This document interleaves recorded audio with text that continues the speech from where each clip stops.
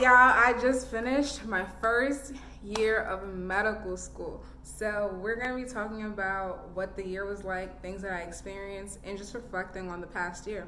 So, stay tuned. Let you walk into my life.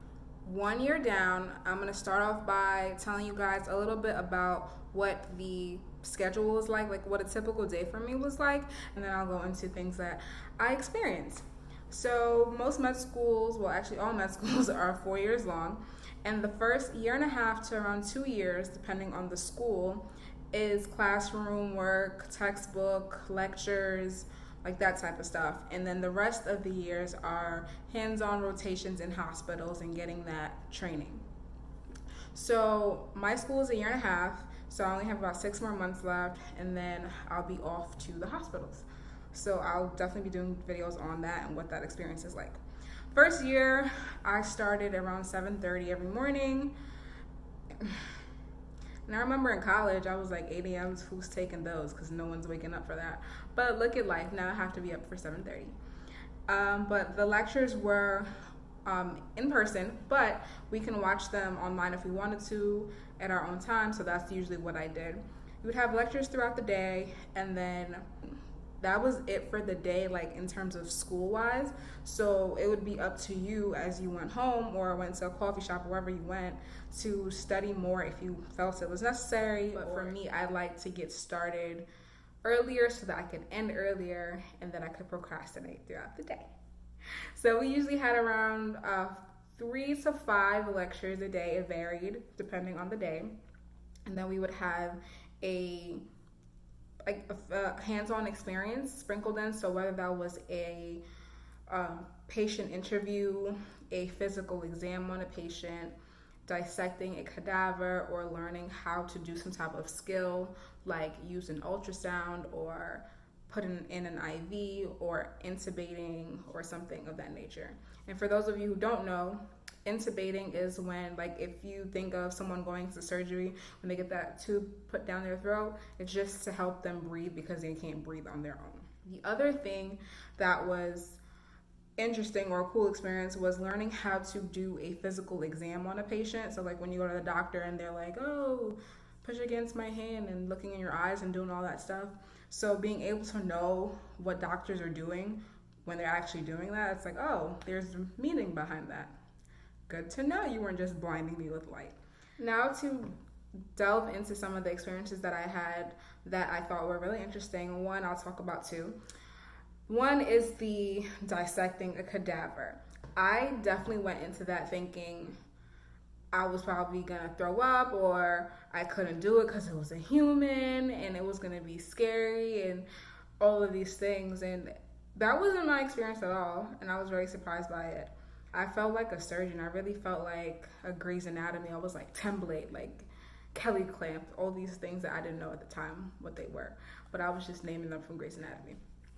But it was really cool, and I found myself, I guess it was because of the chemicals, but in the lab. But after we would dissect and learn about whatever organ or part of the body for that day, like you would just be really hungry. Like you would want a burger or something really greasy. I don't know what it was, but that's fine. And dissections usually took anywhere from an hour to 3 to 4 hours, depending on the part of the body that you were doing and the structures that you had to find.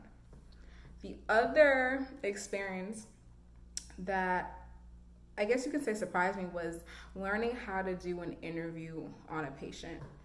When interviewing a patient, we would go through almost like a list of questions that are typical to get what we need from that patient about what's going on with them.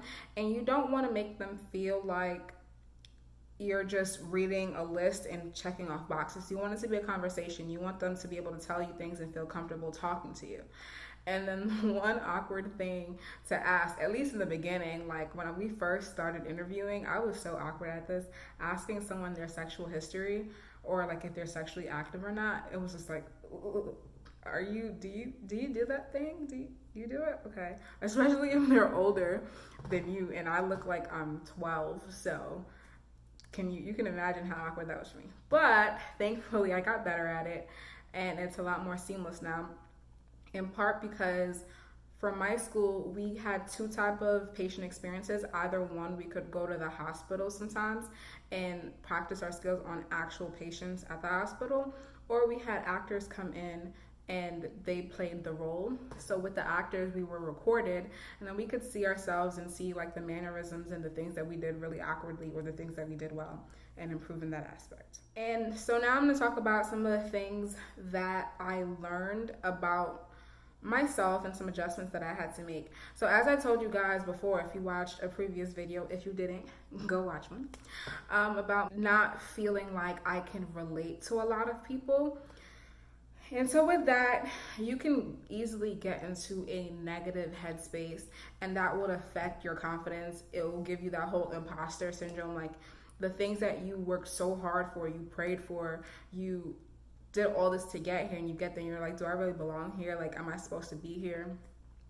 And I'm gonna be honest with y'all, maybe this won't be your experience, and I hope it's not, but at least for me, it's like to med school when you're surrounded by a bunch of people who are equally or even more smart than you, and they're getting some of the material faster than you, or whatever the case is. And there are just days where you feel stupid. You're like, why am I here? Like, what is going on? But I had to learn to build my confidence even more than before. Like, I thought I was good, but then being in this new environment taught me, like, no, you really need to amp that up some more. So that was one thing, to build your confidence. The second thing is that I didn't know that I could absorb as much information as I could. So for example, the first 6 weeks of medical school, I learned the entire 4 years of my biology degree, the entire thing. Like all the chemistry, all the physics, all of it, all of that was in the first 6 weeks. And I was like, oh my gosh. And a lot of times you'll hear people say like you're drinking from a fire hose, and you're getting so much information that you're like, wow, I don't think I can absorb this.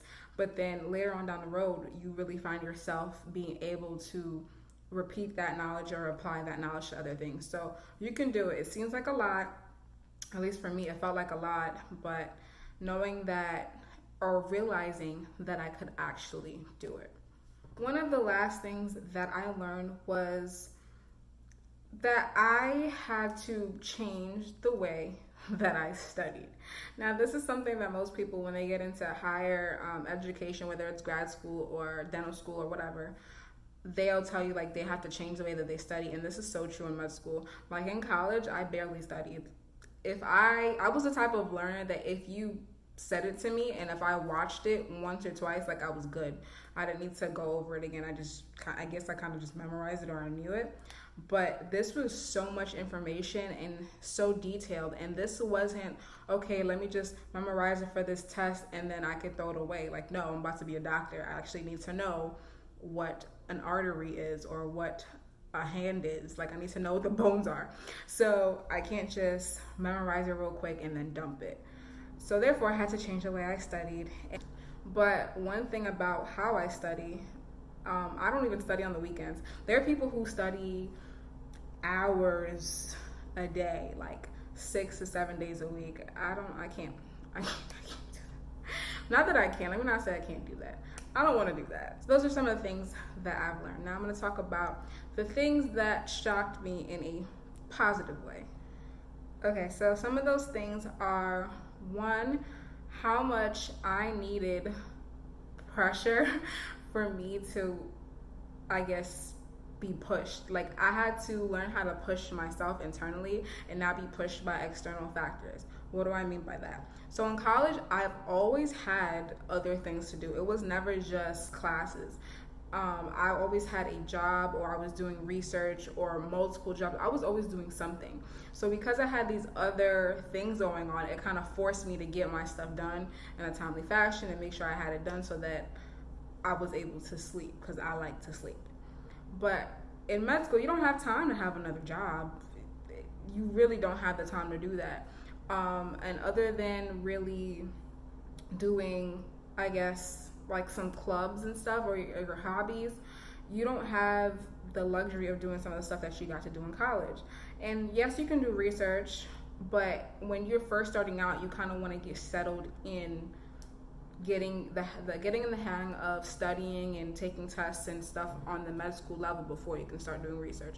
So that was one of the things that I guess, yeah, it was a good thing because I learned how to drive myself internally.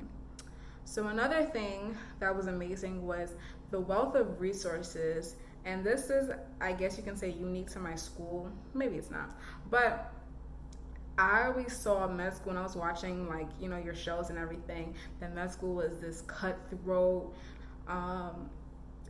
environment where everybody was trying to get each other. They were trying to trip the other person up and all of these things. And I was kind of scared that that was the environment I was going to be in. But my classmates, they were so great when it came to sharing resources. So if they found a video on something that helped them understand, they were sharing it. It was to the point where it was almost too much information. Like, there was so many different resources that were thrown at you that you had to kind of be like, all right, I'm not gonna do this one, I'm not gonna do this one, I'm just gonna pick this one to do. So those are those two things. The last thing I'm going to talk about as I wrap up this video is what made my school unique. And I told you guys that I'm in the military and I go to a military medical school.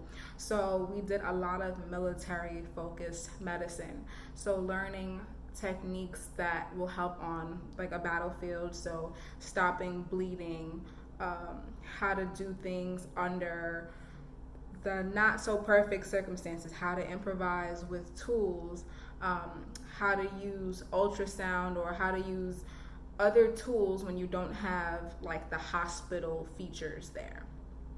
So all in all,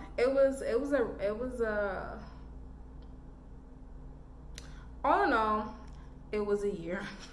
And then COVID happened, and we also didn't even get to have our white coat ceremony, which sucks, but I think it's coming soon. But overall, it was a really rewarding year. I was able to learn a lot of things about myself. I was able to be reassured that this is what I wanted to do. Like, I always knew that I wanted to do medicine. It wasn't that long ago that I decided I wanted to do military medicine, but it kind of just confirmed for me, like, yes, this is what I'm supposed to do. With, of course, its challenges. But I hope you guys enjoyed this video and that you enjoyed your daily dose of melanin. Be sure to like, comment, share, and subscribe. And if you have any questions or any other videos you want me to do, drop them in the comment box. Bye, guys.